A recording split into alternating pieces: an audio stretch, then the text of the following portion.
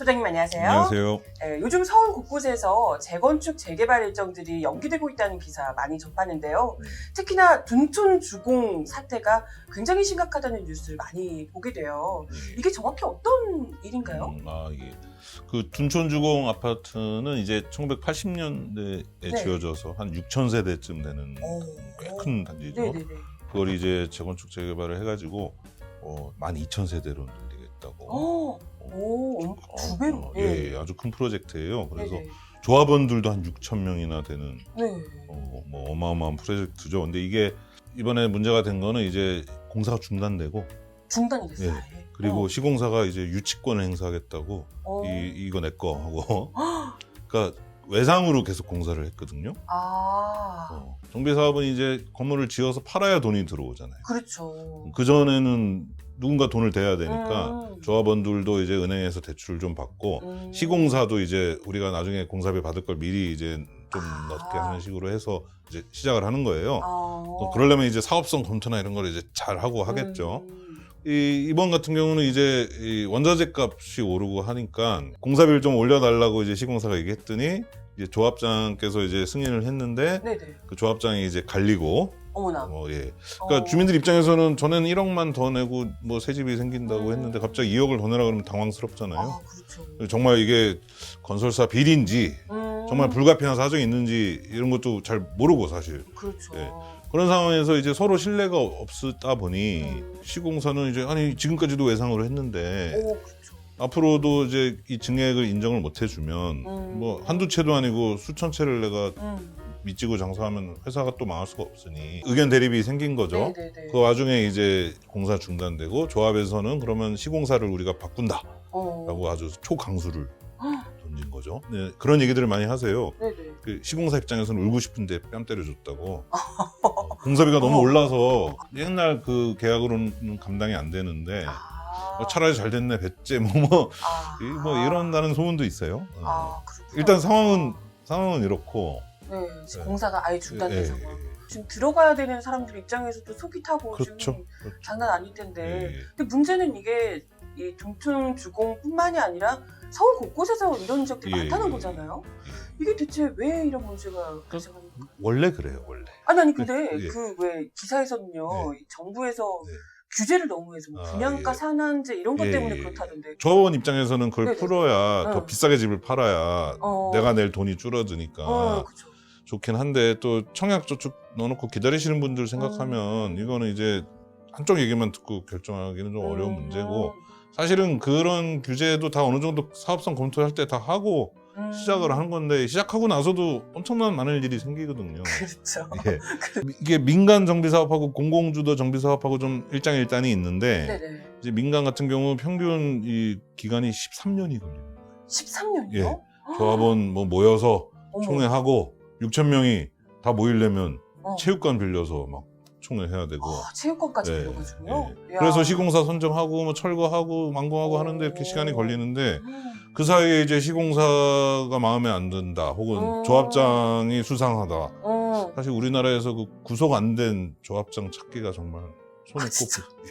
진짜 다 구속되고 중간에 엄청난 유혹과 뭐 실수와 이런 것들이 있어서 뭐 오해도 있을 거고. 그러니까 그 사이에 원자재 값이 오를 수도 있고 뭐 별의별 일이 다 생길 수 있잖아요. 그러다 보니 이건 고질적인 문제예요. 네네. 단가는 낮출 수 있겠죠. 네네. 뭐 규모의 경제가 있으니까. 그쵸. 예, 뭐 평당 공사비를 좀 줄일 수 있는데 그만큼 또 다양한 사정을 가진 사람들이 다 엮여 있고 나는 이 정도 가격이면 좋다 나쁘다 리스크도 더 많아지고 해서 앞으로는 좀 순차적으로 순환 재개발을 해야 될 것 같은데. 아니 그러면 차라리 그냥 공공주도로 다 하면 되는 거 아닐까요? 예, 그래서 작년에 나온 그 3080 플러스라는 언론에서 이사 대책이라고 하는 게 공공 주도성을 좀 강화시켜서 꽤 괜찮은 안으로 발표를 한 거고 이제 그게 어느 정도 좀 사람들이 많이 신청해서 어느 정도는 또 좀 굴러가는데 그래요?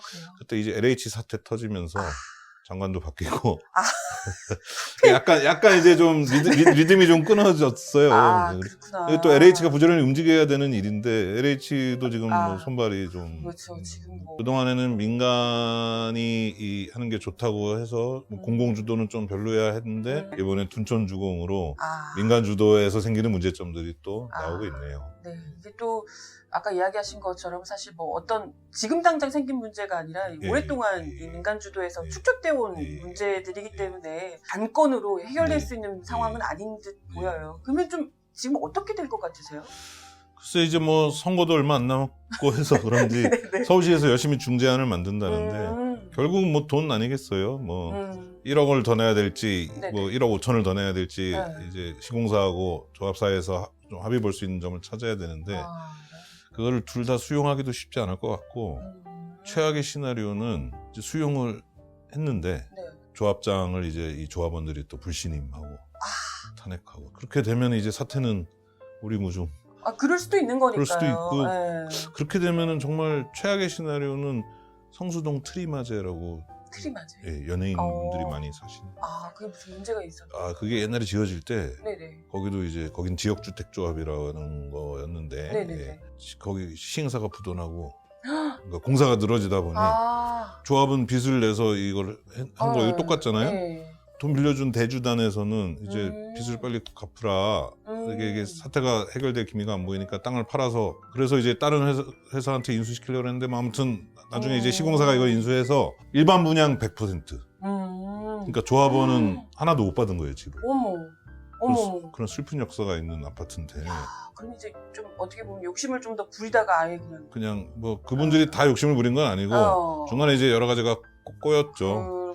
그렇군요. 있는 집을 허물고 새 집을 짓는 데까지 이렇게 쉽게 이렇게 가는 게 아니라 야. 수많은 변수와 리스크들을 이렇게 관리하면서 가야 되는데 아니 근데 이렇게 어렵게 할 것 같으면 차라리 공급이라도 굉장히 많이 되면 또 괜찮은데 이게 뭐 사실 이렇게 해도 순증 물량이 그렇게 많지도 않다면서요. 예.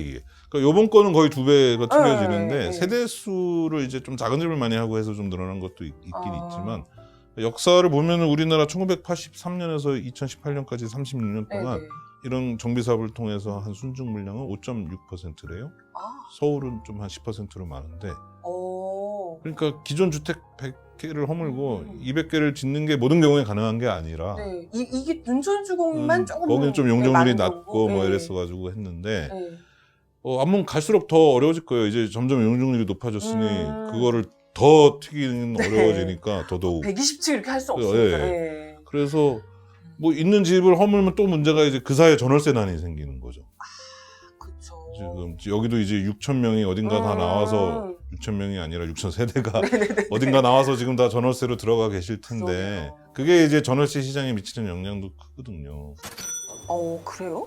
그래서 이거 이제 순차 재개발을 해야 된다 제가 늘 얘기를 하는데 네네네. 그렇게 되면은 이제 규모의 경제에서는 좀 불리하겠죠. 아무래도 좀 많이 지어야 한꺼번에 싸게 할수 많이 지어야 있으니까. 예, 단가가 낮아지니까. 음. 근데 생각해 보시면 60년대, 70년대, 80년대 처음 지을 때 네네네. 그때는 논밭에다 지으니까 아, 한 번에 뭐 만세대 지어도 그쵸, 뭐 그쵸. 전월세난이 안 생기잖아요. 그쵸. 원자재가 폭등하는 문제는 있었을 수 있어도. 네네. 근데 지금은 이미 사람이 살고 있는 집이라 그걸 한꺼번에 막 몇천 세대를 철거하면은 이 사람들이 나와서 또 전월세난을 이제 일으키게 되기 때문에 네네. 뭐 환경적인 이유에서든 이런 뭐 임대차 시장에 주는 충격을 생각해서든 네. 좀 이렇게 순차적으로 순환 재개발을 하는 게 새로운 패러다임이 돼야 되는 거죠. 그러면 우리가 좀 아까 뭐 작가는 얘기를 예. 하셨지만 요런 지금 재건축 재개발 문제들을 좀 보다 확실하게 해결할 수 있게 좀 근본적으로 어떤 해법이 있을지 얘기를 좀 해주시면 좋을 것 같아요. 재건축 재개발은 어찌됐든 집이 낡았으니까 하긴 해야 되는 거고 네네. 낡은 집에 계속 살라는 건 사실 인권 침해잖아요. 또 위험하기도 하고. 예, 위험하기도 하고 그래서 하되 이제 그래서 고질적인 문제를 해결하려면은 뭐 공공이 하든 민간이 하든 네. 이게 빨리 할 수 있는 거. 빨리 해야 그만큼 리스크도 그렇죠. 줄어드니까. 그다음에 이제 한꺼번에 하지 말고 좀 순환 돌아가면서 할 수 있고 그리고 중간에 뭐 분양가 상한제가 있든 없든 중간에 분명히 또 원자재 값이 오를 수도 있고 여러 가지 이유로 인건비가 오를 수도 있고 네네. 그러면은 그거를 이제 투명하게 이렇게 논의하고 그럼 조합도 그거를 정말 합당하면은 뭐 받아들여야죠. 내 집을 짓는데 비용이 더 많이 들어가는 세상이 됐다면 네네.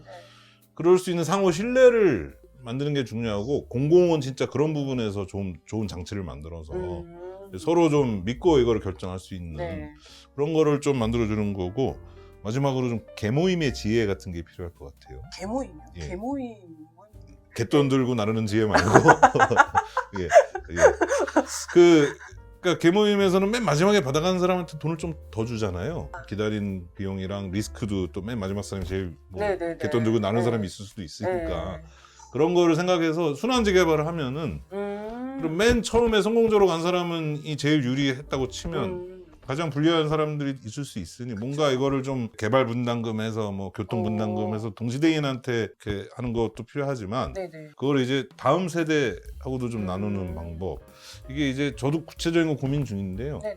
이게 이제 증권이나 보험이 다 이런 개념이었던 거예요, 처음에. 이게 보험 이런 게 네덜란드에서 처음 시작했거든요. 옛날에 이제 네덜란드가 상인들이 이제 네네네. 17세기에 세계를 상대로 무역을 하면서 배에다가 잔뜩 그러는데 이제 풍랑을 만나거나 해적을 만나면 네네. 그럼 완전 망하는 거잖아요. 전 재산이. 예. 네. 그래서 이제 상인들이 지혜를 모은 거죠. 100개의 배가 있으면 100명의 상인들이 네. 100분의 1씩 지분을 나눠 가지면 아. 그리고 하나가 가라앉아도 아. 다 같이 100분의 1씩의 피해만 보는 거잖아요. 아. 그래서 뭐 지금도 뭐 무슨 채권을 사라든가 뭐 이런 식으로 하는 제도들이 있는데 이걸 좀 더 이 순환 재개발에 순차적인 재건축에 맞춰서 뒷사람도 안 불안하게 네. 뭐 이렇게 하는 방법들을 좀 고민해 봐야 될 것 같아요. 되게 얘기 듣기로는 좋은 것 같아. 과연 될까? 그렇죠. 이런 얘기 지금 별로 아무도 안 하고 있는데 이게 또 사유재산인데 네. 뭐 왜 내가 낸 거에서 내가 좀 돈을 내서 저 사람이 될지 말지 모르는 걸 내가 왜 도와주냐 뭐 이럴 수도 있는데 안 그러면 다 같이 재건축 재개발 못하면 뭐 네. 그래서 그런 것보다는 이렇게 예, 다 망하고 뭐 예, 이런 예. 것보다는 조금이라도 리스크를 서로 좀 예, 예. 분담하는 방식도 예. 굉장히 좋을 것 같다. 누가 나중에 할지 이것 때문에 그렇죠. 쉽지 그래서 않을 뭐 것 같아. 그런 거에 이제 리츠라고 왜 부동산 투자 회사에서 이제 돈바구니에 이제 펀드 같은 이렇게 네네네. 받아서 하는 건데 다가구 주택 하나 가지고 세 받아서 살던 노인분들은 네네네. 이게 재개발되면은 나는 집 한 채 받으면은 이제 집이 문제가 아니라 이제 난 뭘로 먹고 사냐 이렇게 되잖아요. 네네네. 이제 그런 분들은 이제 리츠에서 배당을 해주는 방식을 도입할 수도 있고 그러니까 꼭 집으로 주지 않아도 네네. 예. 그러니까 요런 이제 아이디어들을 이제 좀 잘 모아서 네네. 순환 재개발을 할 수 있는 방법을 좀 네. 찾지 않으면 서울은 망한다. 오. 예. 아무튼 50년 전에 성공 공식을 또 하려고 하지 말고 좀 새 시대에는 새로운 과제가 있고 네네. 뭐 상상력만 가지고 하면 안 되겠죠. 이제 네, 엄밀하게 검증도 좀 해서 새로운 방법을 우리가 도출을 해내지 않으면 아니면 뭐 못하는 거죠. 네, 오늘도 말씀 감사합니다. 네, 감사합니다.